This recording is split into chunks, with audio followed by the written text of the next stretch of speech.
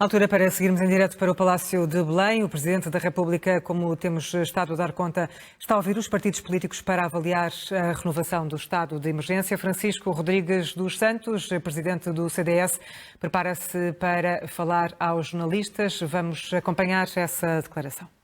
Boa tarde, Francisco. Estamos em direto para a SIC Notícias. Perguntava-lhe então o que é que saiu desta reunião, deste encontro com o Presidente da República.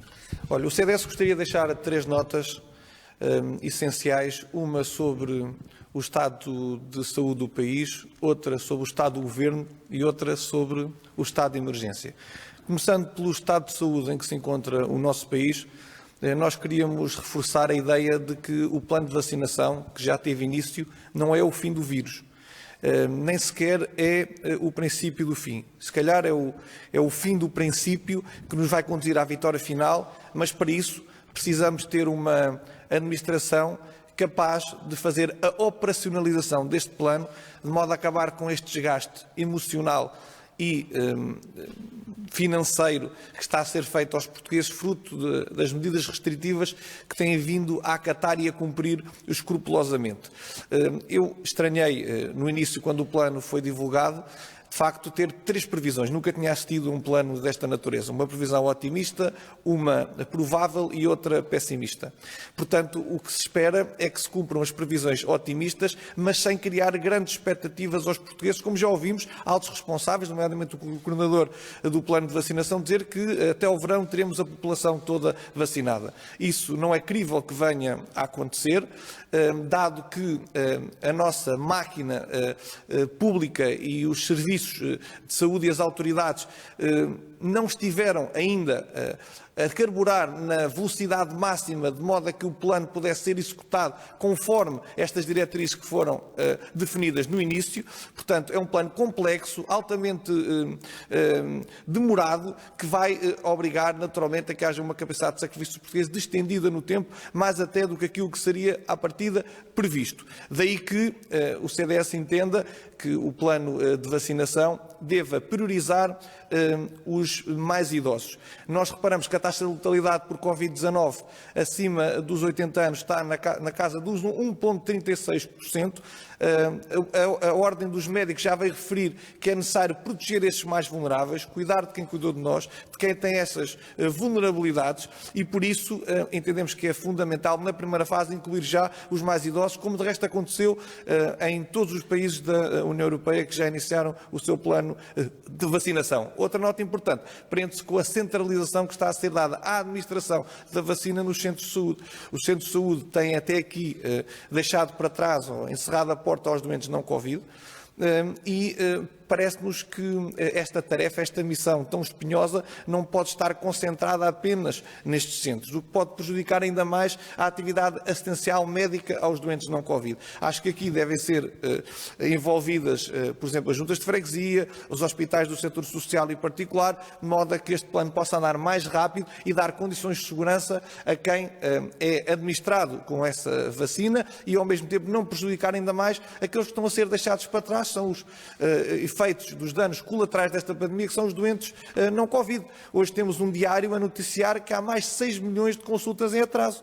E é por essa razão que o CDS hoje reiterou ao Sr. Presidente da República a necessidade de aprovar no Parlamento a proposta do CDS, a que chamamos Via Verde de Saúde, que já se percebeu que os hospitais públicos, o SNS, está completamente esgotado, não tem mãos a medir isso sozinho, não vai ser capaz de responder a esta pandemia. Nós não podemos continuar a deixar para trás e deixar morrer, impedir que salvemos vidas a todos aqueles doentes que continuam a recorrer ao SNS, que estão à espera de uma cirurgia, de uma consulta ou do exame, que não o têm, e o Governo não lhes dá por implicação em embirração ideológica, em vez de contratualizar com hospitais de outros setores.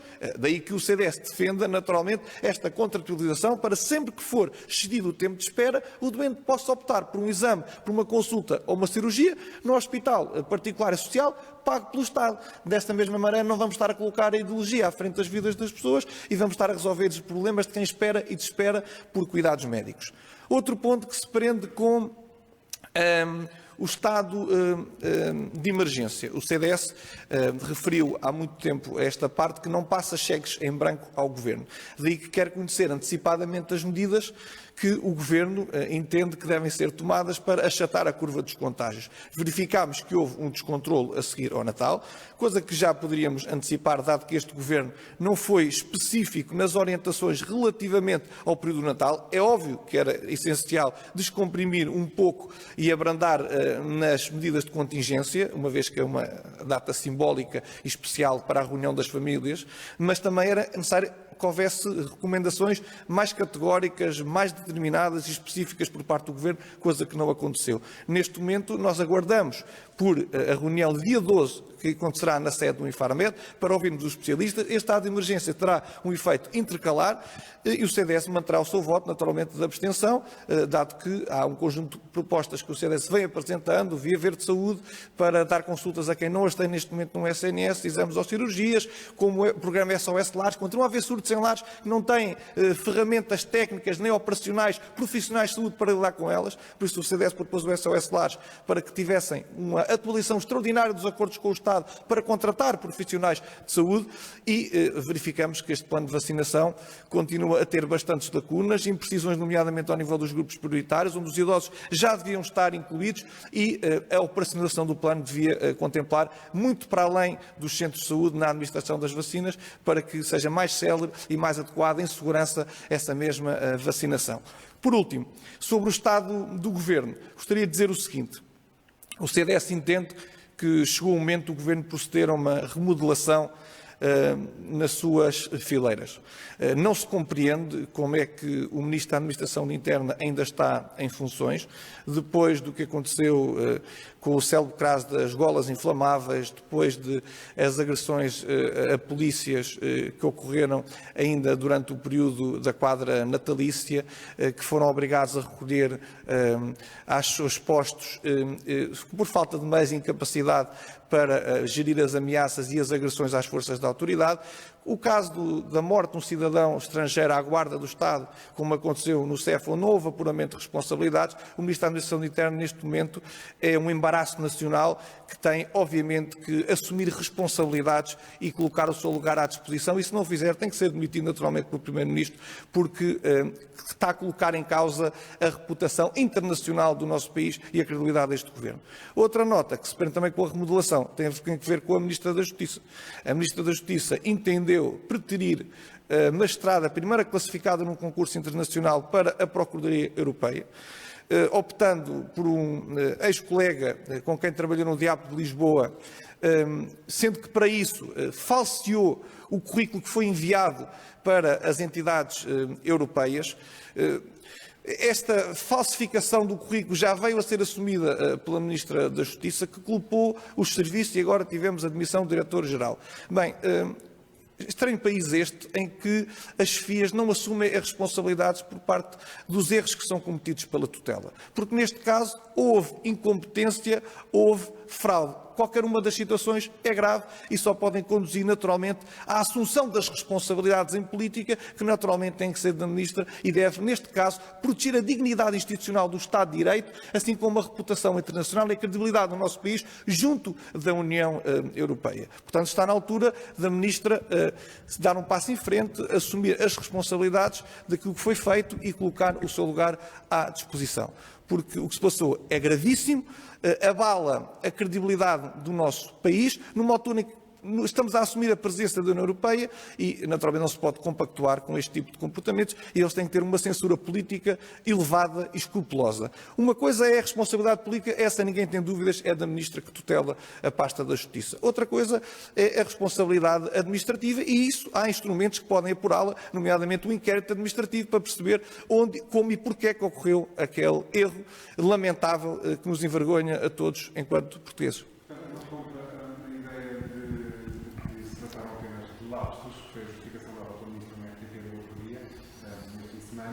Também o facto de Francisco Maduro disse que o seu lugar está sempre a pedir igual.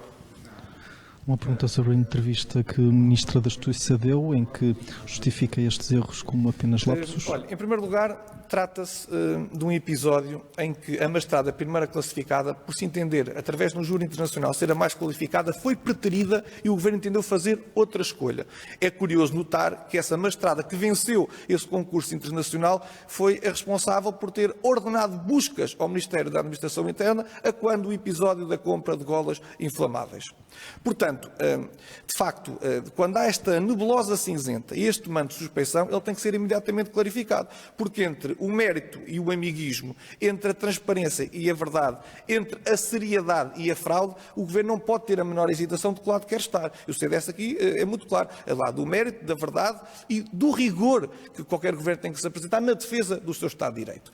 A Ministra da Justiça não basta fazer proclamações ao país, tem que ser consequente com estes mesmos atos. É apresentar a sua demissão, isso sim é colocar o lugar à disposição do Primeiro-Ministro, que depois terá a prerrogativa de aceitar ou não a consequência dessa renúncia às funções de Ministro da Justiça. Agora, isto não é, de facto, um episódio que deva arrastar-se por muito tempo, porque, enfim, estamos a presidir a União Europeia. O Governo de Portugal tem que dar o exemplo ao resto dos Estados-membros, tem que ter uma conduta idónea e credível, acima de qualquer suspeição. E o que se passou aqui é um ataque severo às regras mais elementares da transparência, da seriedade, da verdade e do Estado de Direito Democrático, que de resto nós não podemos perdoar. Portanto, estranha-se é que em Portugal, com os governos socialistas e com este em particular, parece que tudo é possível. A culpa morre sempre solteira, a responsabilidade é sempre dos subalternos. Eu lembro que no caso de Tancos, a culpa no limite até era do cabo quarteleiro e nunca é das altas instâncias que têm nestas alturas que assumir uma postura de Estado institucional e assumir os erros e as falsidades, mas ser consequentes com elas, porque a Ministra já as assumiu, agora tem que verdadeiramente agir em conformidade e colocar o seu lugar à disposição, porque por alguma razão o currículo teve que ser falseado. Portanto, se o Governo estava tão seguro que a sua escolha, que substituía e alterava a escolha do júri internacional, era de facto a mais adequada e qualificada, bem, o Governo não precisava de ter adulterado esse mesmo currículo para justificar a sua própria escolha. Portanto, quer tenha havido má-fé ou meramente incompetência, seja um erro doloso ou negligente, a verdade é que este tipo de situações não podem de maneira nenhuma ocorrer, porque mais não seja lançar a suspeição sobre a idoneidade do Governo e sobre a possibilidade de estar acima das regras do Estado de Direito Democrático é demasiado grave para merecer qualquer tipo de contemporização. O Estado de Emergência já disse que não passa qualquer cheque em branco ao Governo, mas o CDS poderá inviabilizar, através do chumbo, esta renovação do estado de emergência e, por outro lado, qual a posição do CDS face a esta renovação apenas por uma semana, aquela que o Presidente já disse que está em cima da mesa? Muito obrigado pela sua pergunta, Sérgio. Em primeiro lugar, o CDS está ao lado do Sr. Presidente da República sobre a necessidade de existir estado de emergência, dado que é necessário um enquadramento jurídico que permita a aplicação de medidas restritivas para controlarmos a pandemia. Creio que isto é relativamente consensual em todo o nosso hemiciclo. E o CDS acompanha naturalmente essa preocupação. Agora, coisa diferente é dizer que estamos disponíveis para secundar, para subscrever ou apoiar as medidas que desconhecemos que o Governo virá a apoiar na aplicação deste decreto sobre o estado de emergência que vai ser emanado pelo Sr. Presidente da República. Isso não estamos em condições de dizer porque não sabemos quais são. Daí mantermos o nosso voto de abstenção. E essa é a razão que o justifica. Porque, de facto, há um conjunto de medidas que, na opinião do CDS, já deviam ter sido tomadas e não foram. Via Verde Saúde para dar uma consulta aos mais de 6 milhões de portugueses que aguardam por uma consulta, por um exame e por uma cirurgia que o SNS está esgotado e não as consegue dar. Para quê? Salvarmos vidas. Por outro lado, um programa SOS nos lares para permitir a estas instituições contratarem profissionais de saúde para lidar com os mesmos surtos. E entendemos que, no plano de vacinação, os idosos têm que ser contemplados, cuidar de quem cuidou de nós, de quem é mais vulnerável, de quem tem mais de 80 anos, que devia estar na primeira fase da vacinação e ser considerado um grupo prioritário. Nomeadamente, estas preocupações não foram vertidas pelo Governo. Se aqui somarmos o facto do Governo ter medidas muito ineficazes, não compensar os setores mais afetados, como é o caso da restauração. E, por outro lado, também observamos que as Forças Armadas já deviam ter um envolvimento muito mais ativo e preponderante na liderança, na gestão e na capacidade capacidade operacional e logística no ataque a esta pandemia, nós achamos que não devemos, de facto, confiar na forma como o Governo tem lidado com esta pandemia, constantemente atrás do prejuízo e correndo a reboque dos acontecimentos, e por isso manteremos o nosso voto de abstenção. Muito obrigado a todos e um bom ano.